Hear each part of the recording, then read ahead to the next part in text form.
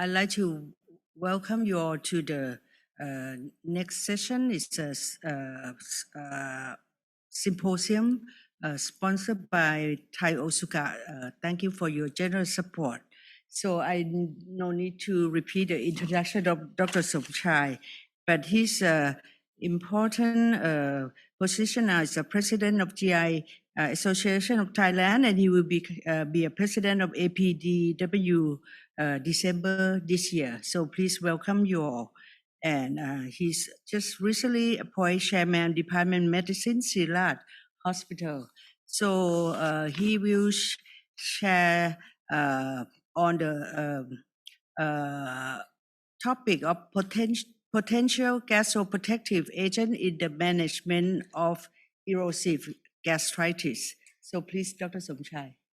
Thank you very much, Professor Varocha, for your kind introduction, and Dr. Navapan as well. Good morning, everyone. First of all, I would like to sincerely thank the organizing committee and also the Thai Otsuka Pharmaceutical Company for giving me a chance to join this symposium. As Professor Varocha already mentioned, that my task today is a potential gastroprotective agent for the management of erosive gastritis. I have the following relationships to disclose as shown in the slides. In the next 25 minutes, I will cover the objective in the following slides. Firstly, to understand the definition and cause of the gastritis and the gastropathy. Secondly, I would like to let you know that the role of the cytoprotective agents for the management of the gastritis. And last but not least, we would like to summarize the role of the rebamipine for the gastritis and the other gastric mucosal disease. If you look at the definition of the gastritis, you will see that some might mention about the gastropathy. The gastropathy is epithelial cell damage and regeneration with the minimal or no associated inflammation, and the gastritis is used to denote the inflammation associated with the gastric mucosal injury. This table shows the cause of the gastritis and the gastropathy. Some might use some gastropathy as a gastritis, like a gastropathy, it can cause by the reactive or chemical gastropathy, such as a bile reflux or alcohol, the NSAID or the iron salt, or can cause by the vascular gastropathy, or can cause by the ischemic gastropathy. The gastritis can cause by the infectious gastritis. The most common cause is Helicobacter pylori infection, and also the autoimmune gastritis, and also the gastromatous disease and the uncertain etiologies. Gastritis is a condition majority we be focusing on the histopathological section with information proven by the upper GI endoscopy or the biopsy of the gastric mucosa, and is divided into acute and chronic gastritis according to the time course. And then the description of the endoscopy classification of the gastritis is complex and has not yet been verified in many research studies. And if you're using the endoscopy criteria, it can define the gastritis as a superficial gastritis, or erosive gastritis, or atrophic gastritis, or even the intestinal metaplasia. Interestingly, a study from Korean group, more than 25,000 people who visit do the healthcare checkup in Korea, also showed that more than 20,000 people, when you did the upper endoscopy, they have a normal findings about 14%. And the most common cause of the gastritis is superficial gastritis, about 31%, and the atrophic gastritis about 27%, and the erosive gastritis and the intestinal metaplasia around 7%. So erosive gastritis is a gastritis really damaged to the mucosa, limited to the mucosal layer, and is caused by the use of the drugs such as the NSAID, or stress, or drinking alcohol, or Helicobacter pylori infection.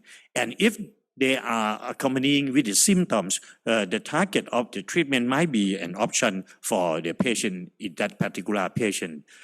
Look at our Thai study from Professor Thanet from Chiang Mai. They look at the distribution of the gastritis and glandular atrophy and intestinal metaplasia in different age group with or without Helicobacter pylori infection. You will see that the prevalence of the gastritis increased with age from 33% in the patient younger than 29 years and 7% in the patient who have an age older than 70. The prevalence of the gastritis in the HP positive, you see that in the black bar group was significantly higher than in the HP negative group in all age group. And this age specific notably increased after 50. You will see that after 50 years old of the age in the HP positive age group. And the prevalence of the glandular atrophy, the atrophy and intestinal metaplasia, that is in the this blue, the gray one. The prevalence of the atrophy and intestinal metaplasia significantly increased with the increasing age. This is our Thai data. So this is the list of the mucoprotective agents that is available in the market. If you look at the mucoprotective agent for erosive gastritis, have a 5 randomized controlled trial comparing with the effect of the mucosal protective agents with the placebo, and 3 studies showing the improvement in the gastritis, 1 study showing improvement in the atrophic gastritis, and 2 studies showing improvement in intestinal metaplasia. In addition, there was a 5 randomized controlled trial comparing with the mucoprotective agent with the H2 receptor antagonist, and 3 other 9 studies comparing with the effect of the between mucoprotective agents. The mechanism of the drug that called the rebamipine, which is a mucoprotective agent, can have 3 mechanisms. The first one is a mucoprotective agents, which can enhance prostaglandin synthesis and also stimulate the mucus secretion, which can protect the stomach and also protect the gastric epithelial barrier. The second mechanism is an anti-inflammation action. And the third one is a tissue repair action. You see that the anti-inflammation action will be inhibit release of the inflammatory cytokine and also inhibit the neutrophil activity, and also the inhibit the production of the oxygen radical and scavenger. And for the tissue repair action, it can stimulate the angiogenic growth factor and also accelerate the cell migration and proliferation. Looking at the ASEAN and NSAID gastropathy, we already know that from the old recommendation from the ASG practice guideline that we can define a patient who receive the NSAID as a low risk group or moderate risk group and a high risk group. This have so many suggestion or so many recommendation from like last but not least, the ESC guidelines also just released this year also have some recommendation about how to use the PPI in the NSAID situation or in the antiplatelet situation as well. In this suggestion, if the patient did not have any risk factor, we will call this patient have a low risk.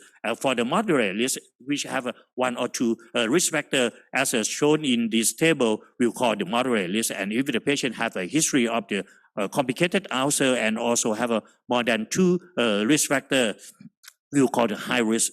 In any moderate to high risk patient, you need to add the proton pump inhibitors for any patient who need the NSAID. But in the high-risk group, should change from the traditional NSAID to the COX-2 inhibitor and plus with the PPI. And the old study already shown that for the mucoprotective agents, by using the misoprostol in different dosage, can prevent of the NSAID gastric ulcer, and also this also have a significantly when you use the PPI. Rebamipine in a patient who have an atrophic arthritic patients. Study design is a randomized controlled trial, open label, placebo controlled multi-center study in a population who received the NSAID at least 12 weeks and compared with the celecoxib and with celecoxib with rebamipine. You will see that for the outcome, the monotherapy by using only the celecoxib compared with the combination therapy, they have erosion in the monotherapy higher than in the combined therapy significantly. And another study from China looking at the endoscopic chronic gastritis with the dyspepsia by using the rebamipine 103 times a day and comparing with the placebo and looking at the clinical findings, you see that the symptom score have a more reduction in the patient who receive rebamipine more than placebo significantly, and this is also true for the gastric mucosal score and the Sydney score also have a reduction in this two score significantly. When we look at the intestinal metaplasia and rogate intraepithelial neoplasia, before that is represented by the pink, that is the pink bar, and compared with the blue bar, you will see that before and after by using the rebamipine and placebo in the rebamipine group have a statistical significance, and this also show the rogate intraepithelial neoplasia before and after in the rebamipine group and the placebo group. Another study from a patient who have a gastric atrophy and intestinal metaplasia. This is not too big number of the patient. It's a prospective randomized controlled trial from a single tertiary referral center using the rebamipine in the 34 patients comparing with the placebo 19 patients who underwent endoscopic resection of the gastric dysplasia or early gastric cancer, and looking at the tissue from the antrum and corpus of the stomach at the time of the screening and the 1 year later. You will see that in this protocol, screening and a patient who have a HP positive and HP negative, eradication HP by 1 week regimen, and after that see that you have a still negative or positive of the HP even still negative.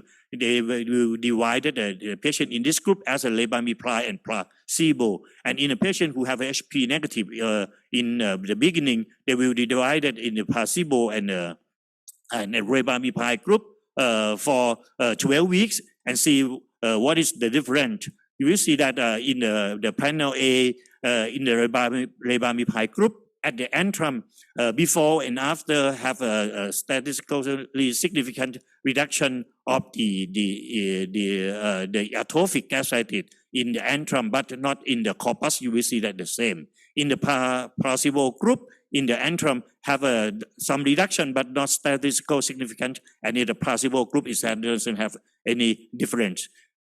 Moreover, in the intestinal metaplasia, this is the same as in the atrophic gastritis. You will see that in the antrum for the rebamipine group, they have some reduction statistical significantly, but not in the corpus area. And in the placebo, in the antrum group, they have some reduction, but did not show any statistical significance comparing with the rebamipine group, and the placebo corpus did not show any difference. So in this study, they also summarized that the atrophic gastritis in the antrum improved significantly after rebamipine treatment, and also the intestinal metaplasia in the antrum also showed the improvement significantly. And so a patient who have a no HP infection and show significant improvement in atrophic gastritis and intestinal metaplasia by using the rebamipine for 12 weeks period. If you look at the pool healing rate of the erosion in mucoprotective and placebo group from 16 study, they did not show any benefit comparing with the mucoprotective agents and placebo. So that's why a majority of the mucoprotective agent is a small study, and some might show the benefit. I would like to show you from the rebamipine in the patient who received the NSAID and looking at the gastric damage in a healthy volunteer. This is a small sample size from the two study also show the benefit of the rebamipine. So this study also conclude that the rebamipine is superior to the placebo in preventing from the short-term NSAID induced gastric damage. For the rebamipine in NSAID induced peptic ulcer prevention, this is a RC3 trial, double-blind placebo-controlled trial, who received the NSAID for at least 12 weeks, and using the rebamipine with the misoprostol, you will see that in both arms, when you're looking at the gastric ulcer or duodenal ulcer or the peptic ulcer, the efficacy in both arms doesn't have any difference in both groups. Study for looking at the gastroprotective agents to compare the NSAID induced gastrointestinal complication in rebamipine and misoprostol group. You will see that in a patient who have more than 450 cases, this divided in this patient need to have an NSAID for more than 12 weeks. Using the NSAID alone and using the NSAID plus with the rebamipine and NSAID plus with the misoprostol for 12 weeks and see the outcome of the patient. You will see that for the baseline characteristic in these two groups of the patient did not have any statistically significant in both groups, and in the incidence of the ulcer, it seems to show that in the misoprostol group have more efficacy comparing with the rebamipine, but did not show any statistical significance. And incidence of the dyspeptic symptom is have a more dyspeptic symptom because you already know that the misoprostol have shown abdominal pain, diarrhea, and have a bloating more than the rebamipine group and show statistical significance comparing with the rebamipine group. Another study by looking at the 75 patients who received the celecoxib, comparing with the celecoxib alone and celecoxib plus rebamipine for another short period for 3 weeks, and looking at the primary outcome to evaluate the preventive effect of the rebamipine for the aggravation of the GI event, and secondary outcome to evaluate the prevalence of the erosion compared with the celecoxib monotherapy. You will see that same. The baseline characteristic doesn't have any difference in these two groups. And the prevalence of the upper GI event, you will see that for the upper GI event in the monotherapy have a more lesion comparing with the combined therapy, and also showing in the erosion as well. So this study conclude that the combination therapy was more effective than the monotherapy group by prevention of the upper GI event in this study. For the peptic ulcer disease,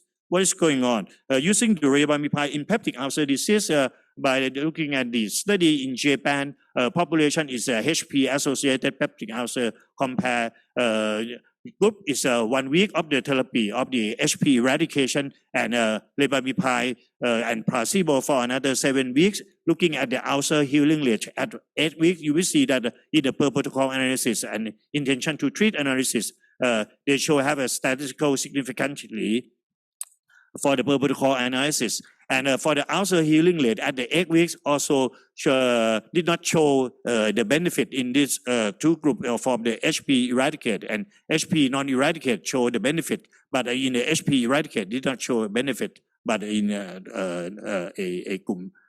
group of the non-eradicated some benefit was shown. By using the rebamipine comparing with the PPI, in peptic ulcer disease, this is a study from Korea and China looking at the 132 patients by using rebamipine and omeprazole. You will see that in the per protocol analysis and in the intention to treat analysis, it doesn't have any statistical significance. That means that when you can use rebamipine in some situation comparing with the PPI. A study from Professor Varocha, Mahachai, and her group also showed that in the adapt patient who receive dual antiplatelet therapy in the age group of the 17 to 80 years old and taking DAP and have a low to moderate risk of the GI bleeding and looking at the ulcer at 3, 6, and 12 months in this patient, and the result 95% with the cardiovascular disease were included. Looking at this parameter, you see that the ulcer at 3 months but in the blue bar is the lebamipide and the red bar is a placebo. This is did not show statistical significance. Ulcer at 12 months and ulcer at any time of during study did not show any statistical significance. But in a patient who have an ulcer more than 5 mil in diameter or less than 5 mil with black pigment spot, we show the benefits statistically significant comparing with the placebo. You see that this is in the placebo group have a 27%, nearly 28% comparing with the 7% in the lebamipide group. Another study from the ESD patient who did the ESD, they compare looking at the 9 randomized control trial more than 1,000 patients by using the rebamipide plus with the PPI, comparing with the PPI. The study showed that comparing combination is better than monotherapy for ESD at 4 weeks, but not at 8 weeks. And also in a patient who have a greater lesion more than 20 millimeters, combination group is better than monotherapy by using the PPI. And this is more efficacy that will show in the lower ESD. That means the lower part of stomach, it will be better. So when you face with the patient who need the ESD and have a lesion more than 20 mils and in the lower part of the stomach, in the first 4 weeks, and we use the combination, it might be better than in the monotherapy. You already know that when we use the NSAID, by combination of the NSAID with the PPI, we give more mucosal damage of the small bowel. This study also showed that in a patient who received the COX-2 inhibitor monotherapy combined with the COX-2 with the PPI, have a more lesion of the mucosal lesion. That means that when you use the PPI in a patient who have an NSAID, you have to be aware about the NSAID enteropathy as well. And rebamipide also show a benefit in the small bowel bleeding. This is a study designed RCT double-blind placebo-controlled trial by looking at the patient who received a low-dose aspirin or the NSAID more than 3 months and using the rebamipide and the placebo for another 4 weeks. You will see that in a patient who received rebamipide in the pink in this bar and also in the black bar for the placebo, for the erosion and the ulcer and redness of the region, rebamipide show more significant reduction in these 3 parameters. Moreover, when you look at the total protein and hemoglobin, also in the rebamipide group, also show benefit more than a placebo group. So rebamipide had not only the healing effect of the low-dose aspirin or NSAID induced small bowel injury compared with the placebo, but the improvement of the nutrient condition group as well. For the drug interaction, because the rebamipide did not inhibit the liver enzyme metabolism, so they have a very less drug interaction. So in conclusion, Mr. Chairman, ladies and gentlemen, I would like to conclude that the problem of the gastrointestinal mucosal injury by the NSAID and ASA are common in clinical practice. And PPI is still the key for the protection of the upper GI mucosal injury, but not for the enteropathy, with concerning of the potential risk of the long-term management. And last but not least, rebamipide is an alternative option for the GI mucosal protection from the NSAID or ASA, and has a potential role for the management of the many acid-related disorder. Thank you for your attention. Thank you, Professor Somchai, for the excellent presentation that show the proven benefit of this cytoprotective agent in almost all spectrum of gastritis. Very good data you present. So I'd like to welcome any question from the floor, from the audience, if you may have. Any burning question?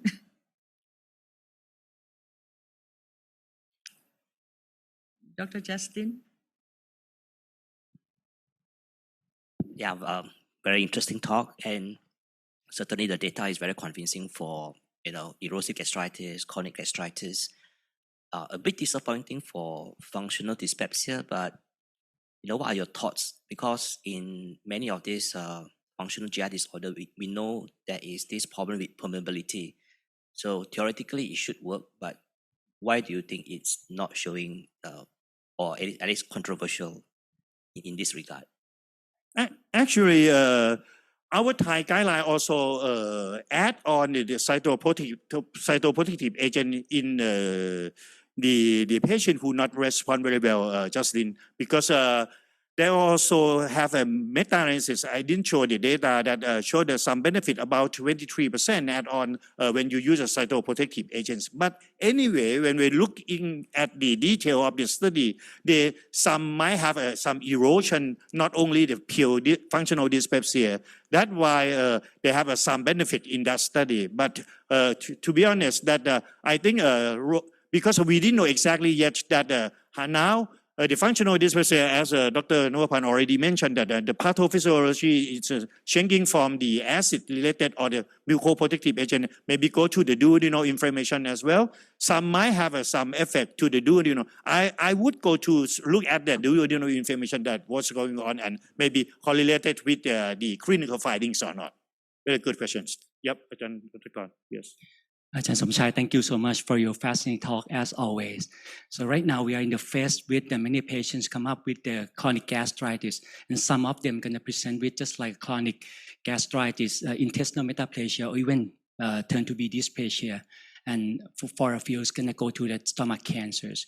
So for the right now, so you have any available treatments that can prevent these precancerous lesions before going to the malignant condition? It depends on Leelakusolvong because now it's very difficult when you discuss with the European or the American speaker. They will not know about this drug because there are so many mucoprotective agents, and the study that showing some improvement in atrophic gastritis and also the intestinal metaplasia is still the number of the study is not so huge to conclude that this should be a standard guideline for giving a patient for the cytoprotective agent for a long period. But anyway, personally, you will use in some patients who have like an extensive intestinal metaplasia and have like an incomplete section, incomplete intestinal metaplasia in by histologic section. Yeah. Okay. So if there's no further question, this is time for coffee break. And we see you back again. Thank you again, Professor Somchai, for excellent talk, and Thai Otsuka, Thailand, for supporting this symposium. Thank you.